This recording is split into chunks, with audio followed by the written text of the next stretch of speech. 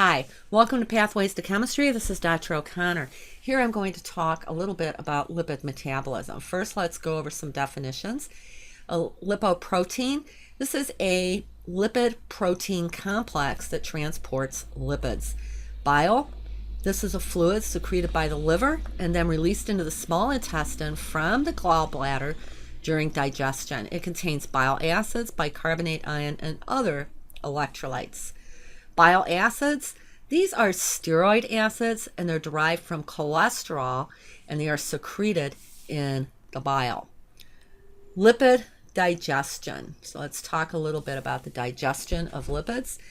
Our triglycerides or triacylglycerols pass through the mouth unchanged into the stomach. So there's no digestion that takes place in the mouth. They're then broken into small droplets in the stomach and packaged into lipoproteins. In fact, let me see. I have a slide here somewhere that shows a lipoprotein. Let's take a look. Here it is. So here's a representation of a lipoprotein.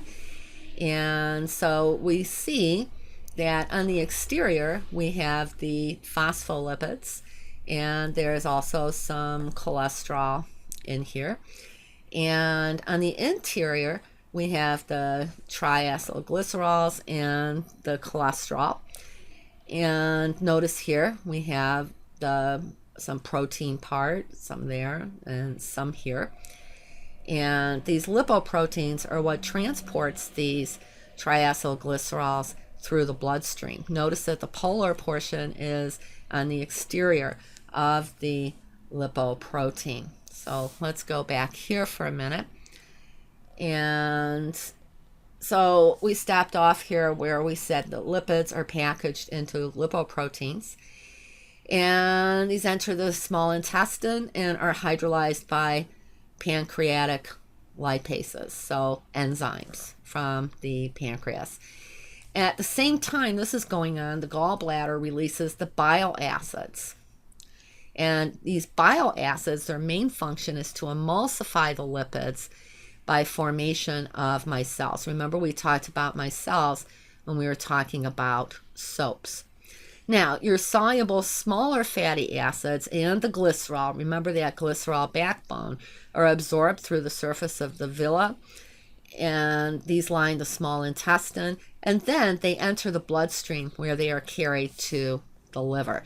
The insoluble acylglycerols are emulsified in the small intestine by the bile acids and also the phospholipids.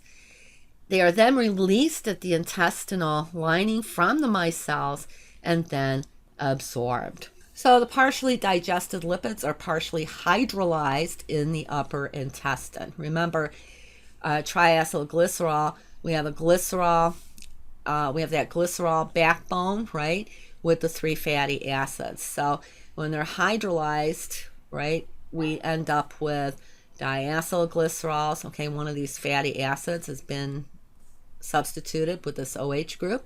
In this case, a monoacylglycerol. There are two OH groups, and then finally we have the fatty acids and the glycerol. The lipids and the partially hydrolyzed phospholipids are then packaged into lipoproteins that are called chylomicrons, and this is how they enter the bloodstream for transport. So remember, those lipoproteins, they have that hydrophilic exterior, so they're able to travel through the aqueous body fluids. So the chylomicrons are carried to the thoracic duct where the lymphatic system empties into the bloodstream. Now the lipids are ready to be used for generation of energy or for storage. It just depends on the needs of the body. Let's go ahead and talk about how lipids enter into metabolism. Number one, lipids from the diet. Okay. Number two, lipids are stored in fatty tissue, also called adipose tissue, or synthesis in the liver. So let's take a look at this little figure here. So lipids in the diet are transported by chylomicrons. Okay? Fatty acids from storage in the adipose tissue are transported by albumin. The triacylglycerols that are synthesized in the liver are transported by VLDLs, very low density lipoproteins. Cholesterol, which is synthesized in the liver, is transported by low density lipoproteins, LDLs, and cholesterol from dead cells, dead cells, is transported by high density lipoproteins, or HDLs. In fact, that should sound very familiar to you, LDL and HDL. So it turns out that lipids are less dense than proteins. And so remember, these lipoproteins are composed of lipids and proteins. So the density of a lipoprotein is going to be dependent on the ratio of lipid to protein. So the lipid to protein ratio. So the lipoproteins are divided into 5 major types, and this is based on the composition and density of the lipoprotein. So the chylomicrons, they only carry triacylglycerols. These are the lowest density lipoproteins. That means they have the highest lipid to protein ratio. So a lot more lipid present than protein. Then we have the very low density lipoproteins, the VLDLs, and these are about 0.96 to 1.006 grams per cubic centimeter. And these carry the triacylglycerols from the liver where they are synthesized. And it carries them to peripheral tissues for storage of generation of energy. The IDLs are intermediate density lipoproteins, density about 1.006 to 1.019 grams per cubic centimeter. And these carry the remnants of very low density lipoproteins from the peripheral tissues back to the liver so that they can be used in synthesis. Okay, then we have our low density lipoproteins, and those are the LDLs. And those are about 1.019 to 1.063 grams per cubic centimeter. And these transport cholesterol from the liver to the peripheral tissues, and it can be used then in the cell membranes or for the synthesis of steroids. Also, it's available for arterial plaque. So, as you know, they always encourage us to lower our LDL cholesterol. The high density lipoproteins, HDLs, 1.063 to 1.2 grams per cubic centimeter, these transport cholesterol from tissues and organs back to the liver, where the cholesterol is degraded or recycled. It's often converted to bile acids. So HDLs remove cholesterol from circulation. And this is the good cholesterol. They always want you to have a high level of HDLs because it removes all that cholesterol from the circulation so that it can't cause the artery plaque. So what we're going to talk about today is oxidation of fatty acids, or the breakdown of fatty acids.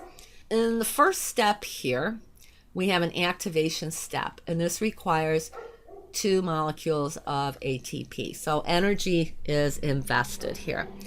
So the fatty acid must be activated by conversion to what we call acyl coenzyme A, or acyl-CoA. The energy is needed from ATP in this conversion. So we have the fatty acid.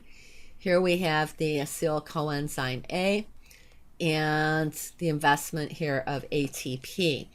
And what we end up with here is what we call a fatty acyl coenzyme A. This is different from an acetyl group because we have this long hydrocarbon chain here. So number 2 is the transport. So the fatty acyl coenzyme A is transported to the mitochondrial matrix.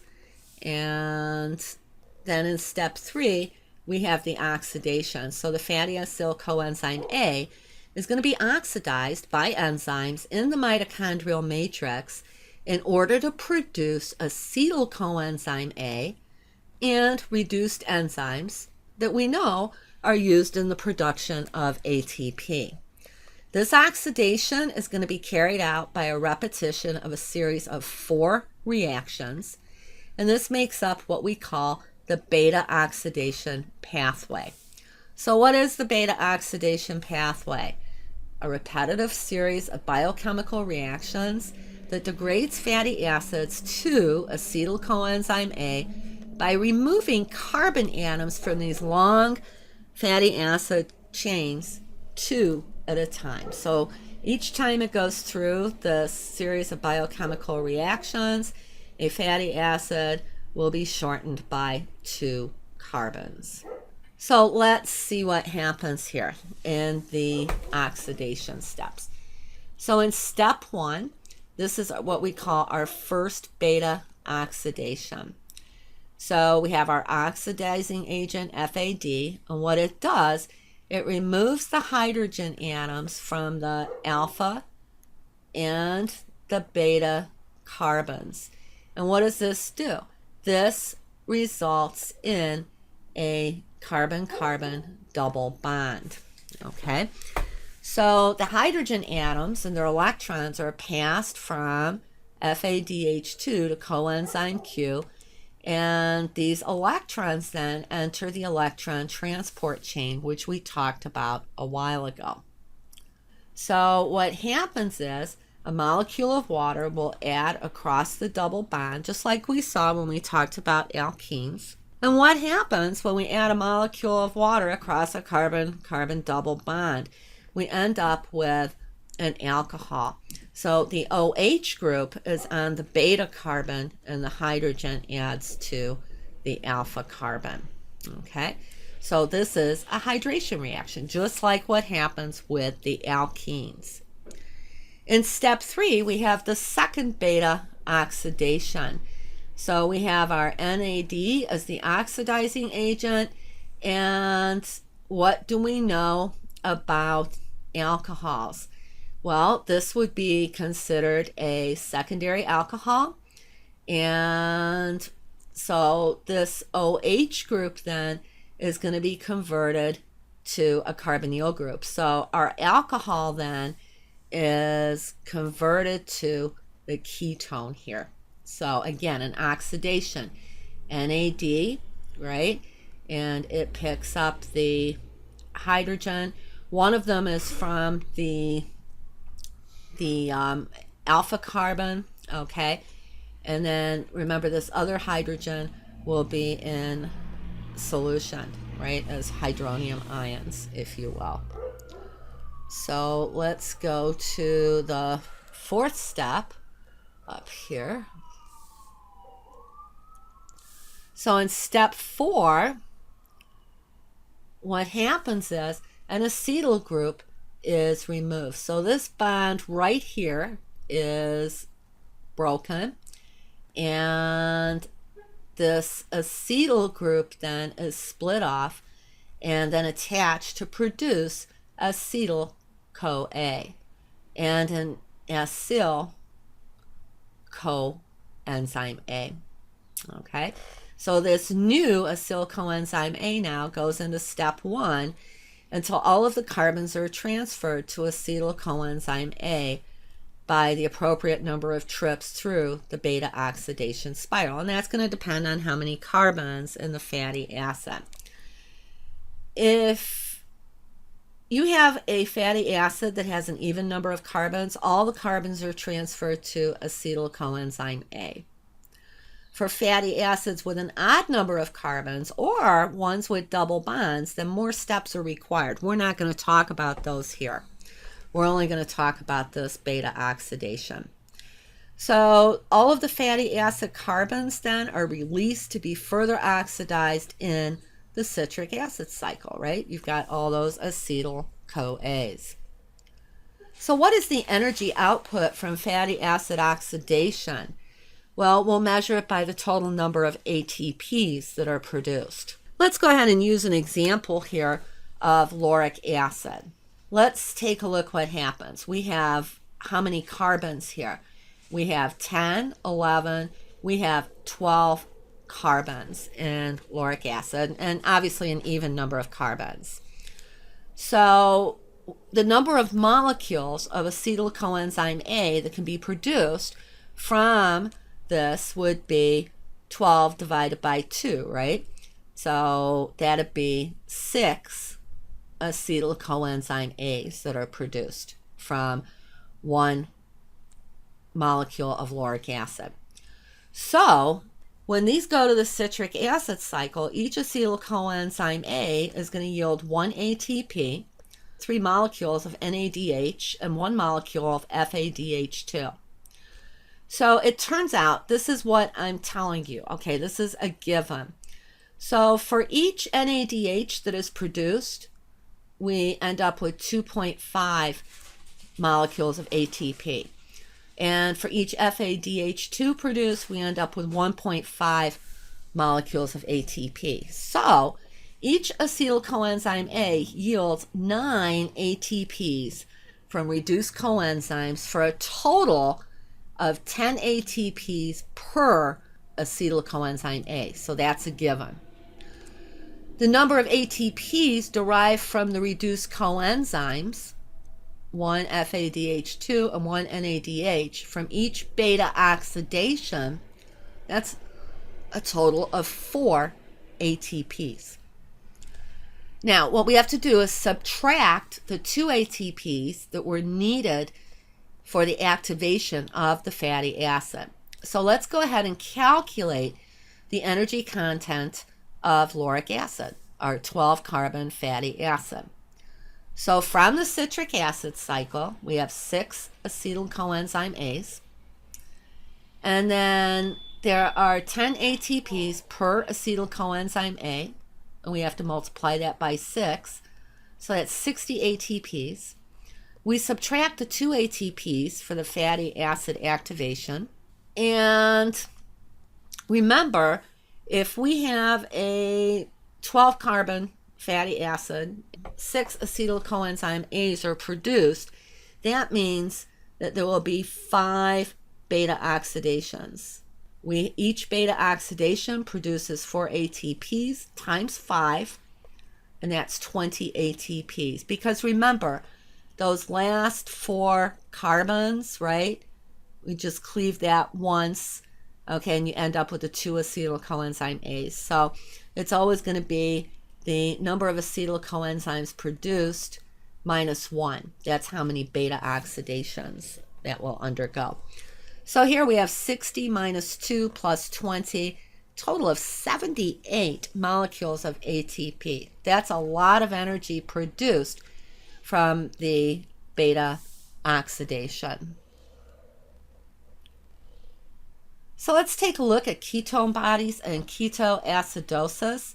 Ketone bodies, these are compounds that are produced in the liver that can be used as fuel by muscle and also the brain tissue. We've already seen these: 3-hydroxybutyrate, acetoacetate, and acetone. Those are the 3 major ketone bodies.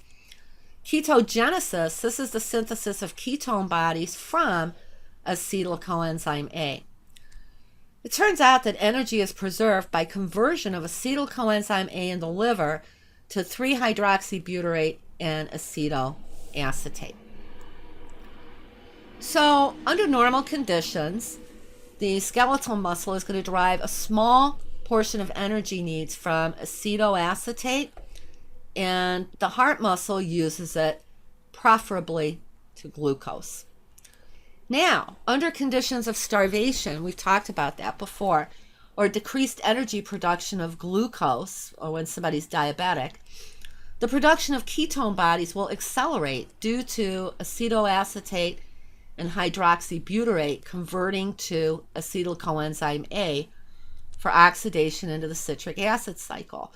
So in the early stages of starvation, what happens is the heart and the muscle tissue burn larger quantities of acetoacetate in order to conserve the glucose for use in the brain. When ketone bodies are produced faster than they are used, this is when ketosis sets in. Okay, again, we're talking here about diabetics.